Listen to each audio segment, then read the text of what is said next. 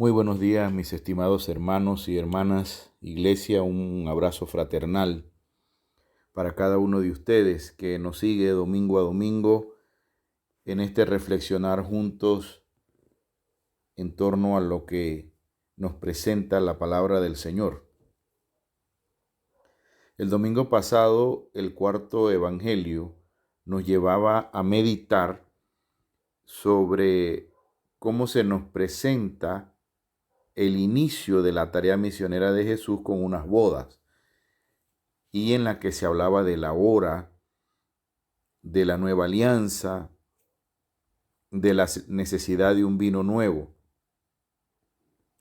Sin embargo, Lucas, que es el leccionario que nosotros como Iglesia Metodista seguimos, el Evangelio de Lucas es el que vamos a seguir el resto del año, ha elegido más bien es otra escena clave, una escena clave y profética, donde la palabra de Dios da pie a Jesús para describir algunas cosas importantes de su programa misionero como tal. Lo primero que nos indica Lucas es que Jesús vuelve a Galilea.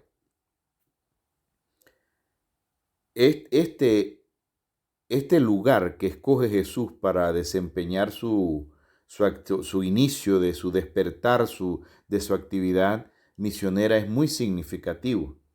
Mire, allí en tiempo de Jesús podríamos hablar que había una doble opresión del pueblo.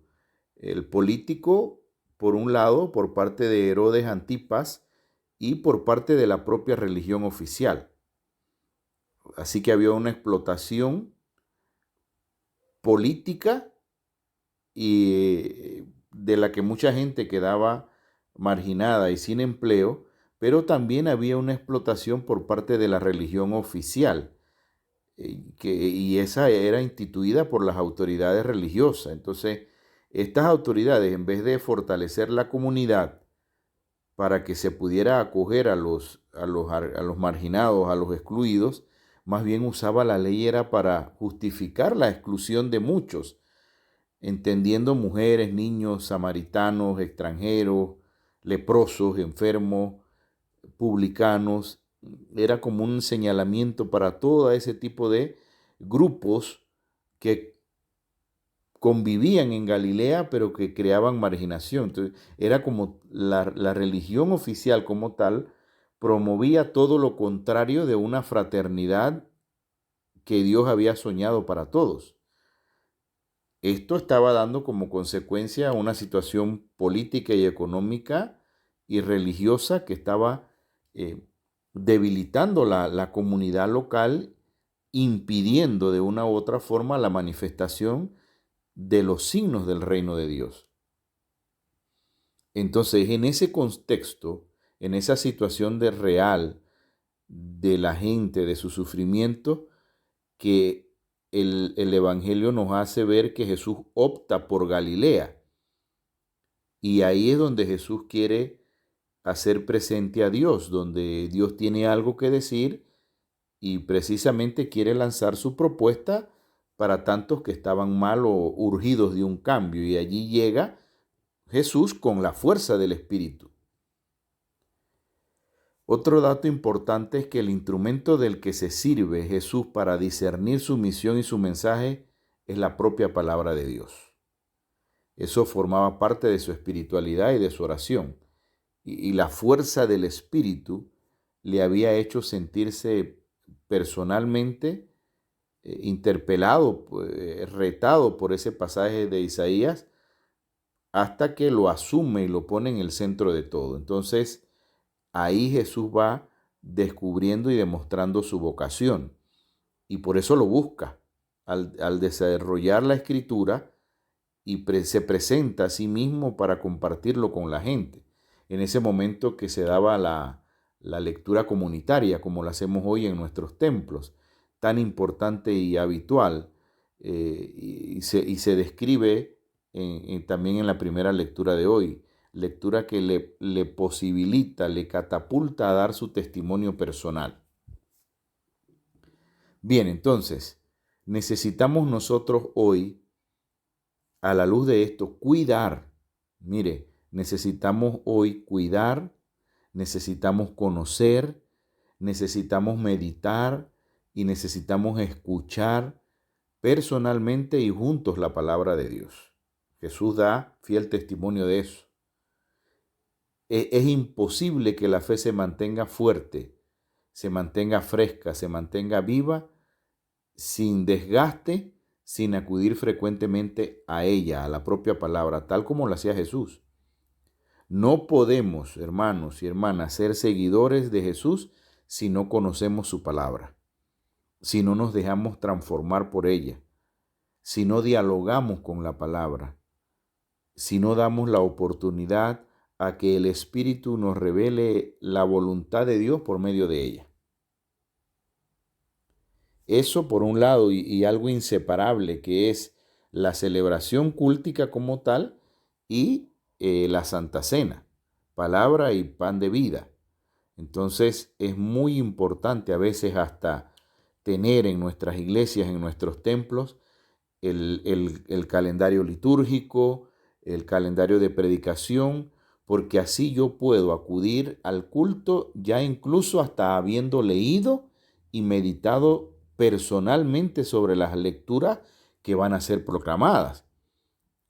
Tal vez no las voy a entender al 100%, me surjan dudas.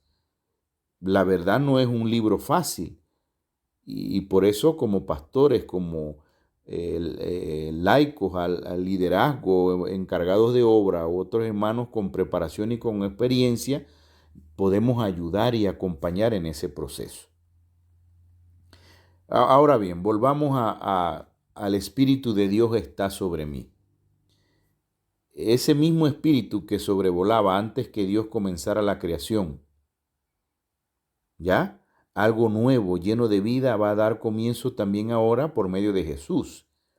Ese Espíritu que en forma de nube guiaba, acompañaba, protegía al pueblo en el éxodo por el desierto, es ese Espíritu que ahora cubre, que ahora acompaña a Jesús al frente de un nuevo pueblo. Ese Espíritu que había descendido sobre él en el bautismo y que el Padre proclamaba, este es mi Hijo amado, es ese mismo Espíritu que invadió a David al ser ungido por Samuel y que permaneció con él adelante, capacitándolo para su misión. Así también ese mismo Espíritu, así es también nuestro bautismo. Es ese mismo Espíritu que recibimos y que le hace decir a Pablo, por ejemplo, hemos sido bautizados en un mismo Espíritu para formar un solo cuerpo. Vosotros sois el cuerpo de Cristo. Hermano o hermana, esta es la misión de la iglesia. Es una misión acompañada, es una misión de juntos, de comunidad, es una misión conexional, sin que sobre nadie y también sin que nadie quede excluido ni se autoexcluya. Así lo quiere el Espíritu desde tiempos de Pablo y seguramente ahora con más razón. Entonces, el mensaje de Jesús es totalmente positivo y esperanzador. Viene en el nombre de Dios para dar ánimo. Y por eso su lectura se detiene y lee lo que venía en el mensaje de Isaías. No lo lee el día del desquite de nuestro Dios.